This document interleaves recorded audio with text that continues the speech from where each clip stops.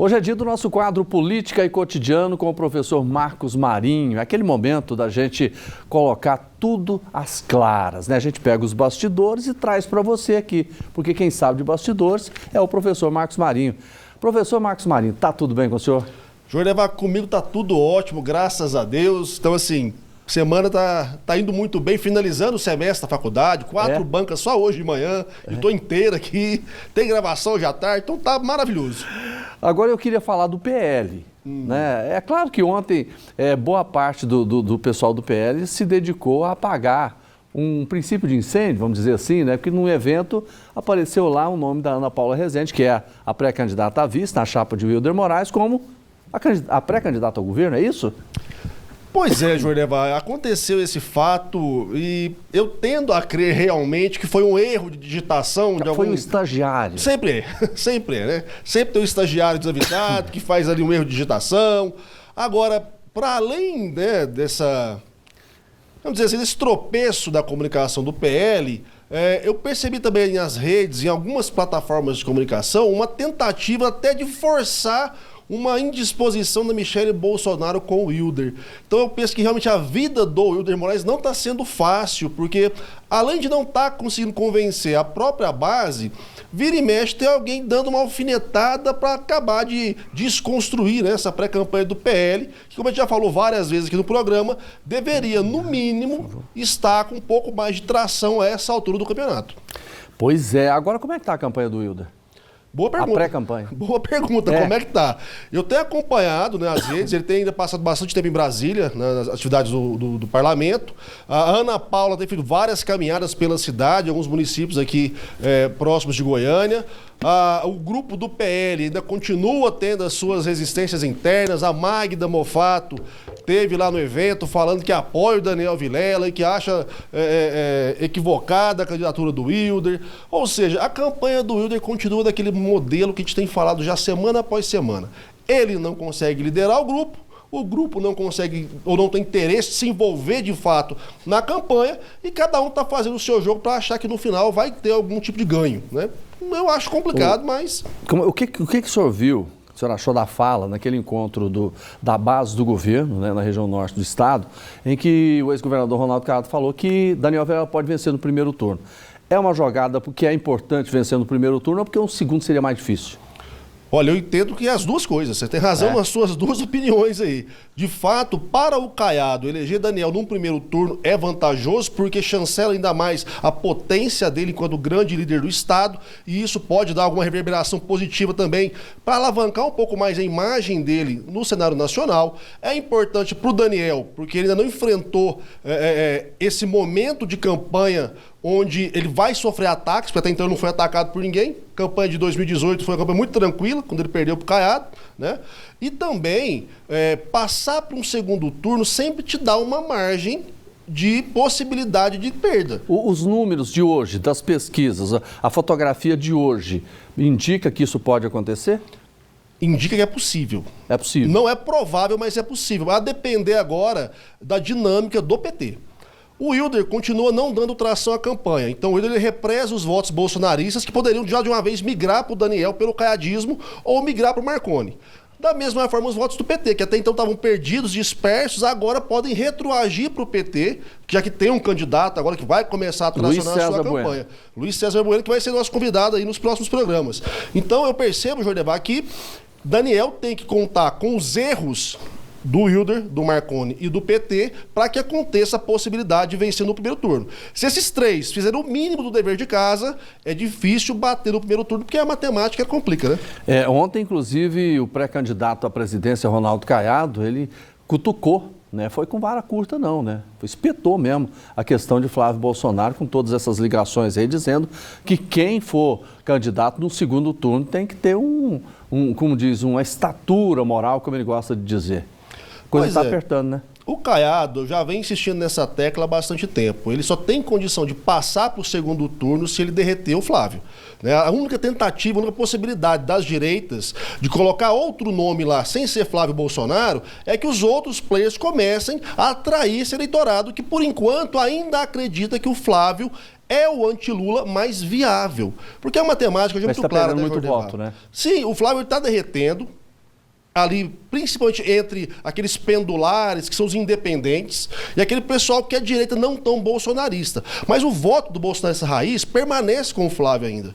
Então, se o Caiado, o Zema acho que está indo mais para baixo ainda, capaz que não vai dar muita atenção não, mas o Caiado ou o Renan, se eles conseguem atrair a atenção desse eleitor de direita e do eleitor independente, o Flávio começa a cair ainda mais, e aí sim pode gerar uma outra realidade para o segundo turno. O foco de muitos bolsonaristas, inclusive de Eduardo Bolsonaro, é atacar o Novo, de Romeu Zema. Pois é, atacar o Novo não tem nem muito motivo, né? O Zema, ele tem feito aí alguns ataques mais contundentes ao Flávio, coisa que o Caiado até então não estava fazendo, né? O Caiado, ele tenta não entrar, que é até engraçado, acho que o Caiado não vai entrar com o pé na porta, como ele sempre fez na vida política dele. Mas ele está usando mais de parcimônia, dando as alfinetadas, mas sempre com confronto direto. O Zema começou aí e o Renan Santos bate dos dois lados. O Renan Santos, tanto que Renan está conseguindo uma projeção interessante, viu, Verdevar?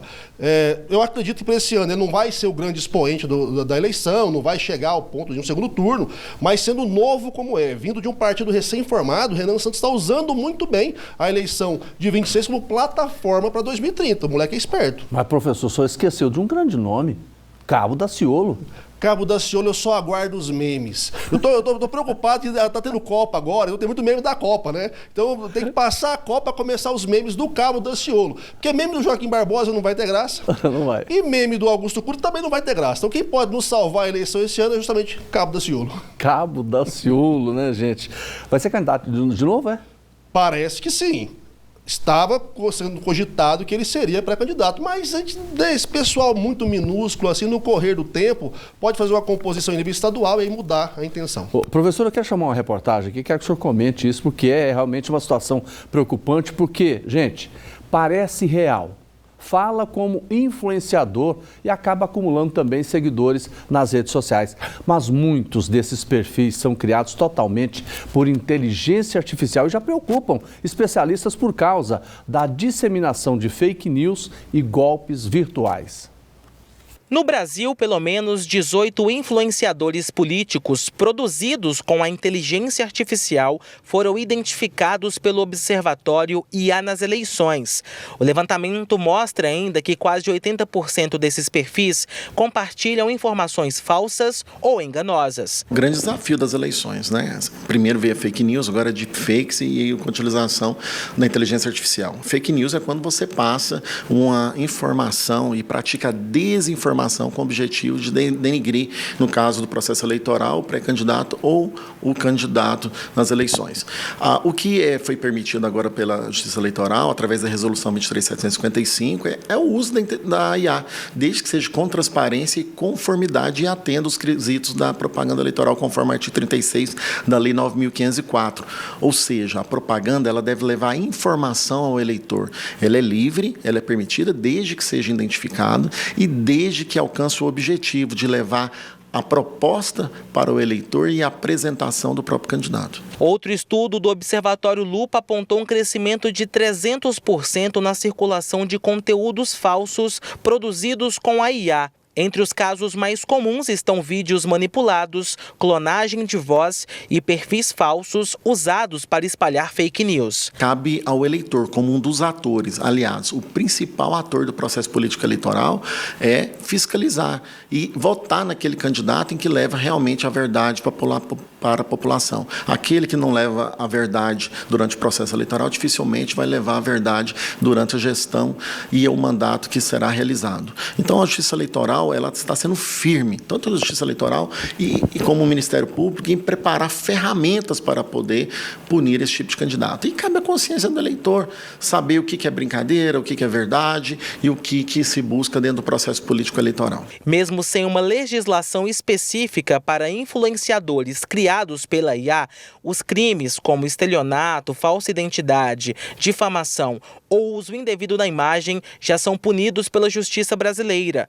Os projetos no Congresso Nacional discutem regras que identificam os conteúdos com IA e ampliam as punições para crimes digitais, principalmente nesse período eleitoral. A dica que fica para os pré-candidatos é que possa buscar os ditames feitos pela própria Justiça Eleitoral dentro do processo político eleitoral de levar transparência e conformidade no uso da inteligência artificial. Porque desde o ano eleitoral, já está sendo fiscalizado o abuso de poder de propaganda, que pode ocasionar na cassação do registro de candidatura ou na cassação do mandato, caso seja eleito. Então, dentro do processo político eleitoral, em que se busca a legitimidade, a igualdade entre todos os candidatos, o abuso será punido com a perda do mandato eletivo.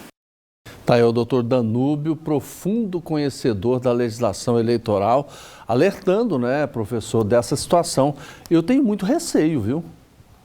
Olha, Jordevar, é um fato isso, né? A gente não está aqui conjecturando o que pode acontecer, não vai acontecer. Já está acontecendo. Já está há bastante tempo, né? Desde que a gente tem o advento da internet sendo mais disseminada, mais acessibilizada, e com o avanço dessas tecnologias que são mais intuitivas, mais fáceis de serem usadas, você tem cada vez mais a produção de mensagens falsas, de vídeos manipulados, de vídeos falsos. Isso acontece, gente, não é porque é eleição. E não é porque é a tecnologia, porque sempre foi assim na política. Antigamente, no século passado... A mentira agora é eletrônica, né? É verdade, é eletrônica e ela alcança mais gente. Você lembra no século passado, tinha aqueles jornaizinhos apócrifos, DVD gravado e distribuído. Só tava aqueles panfletos em época de eleição. Tinha de tudo. Agora o problema é que qualquer pessoa tem acesso aos meios de produção desses conteúdos.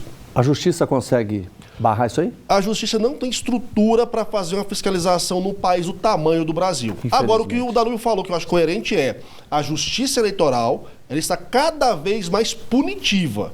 Então, coisas que antes eram pegas, né, denúncias feitas, havia ali investigação e o julgamento demorava anos até acabar o mandato, às vezes agora não. Agora, de fato, a justiça eleitoral, já de algumas eleições para cá, ela tem sido extremamente rigorosa e muito mais adiantada nos seus processos. Ou seja, se for pego, a ideia, se for pego, perde mesmo o mandato. Não adianta acreditar que vai passar o mandato todo para depois ser condenado, mas depois já passou, né? Professor Marcos Marinho, obrigado, uma boa tarde. Excelente tarde, ótima tarde para a nossa audiência e o convite fica sempre domingo, 22 horas, aqui na PUC TV, o nosso Política Cotidiano e a reprise no sábado ao 12:30.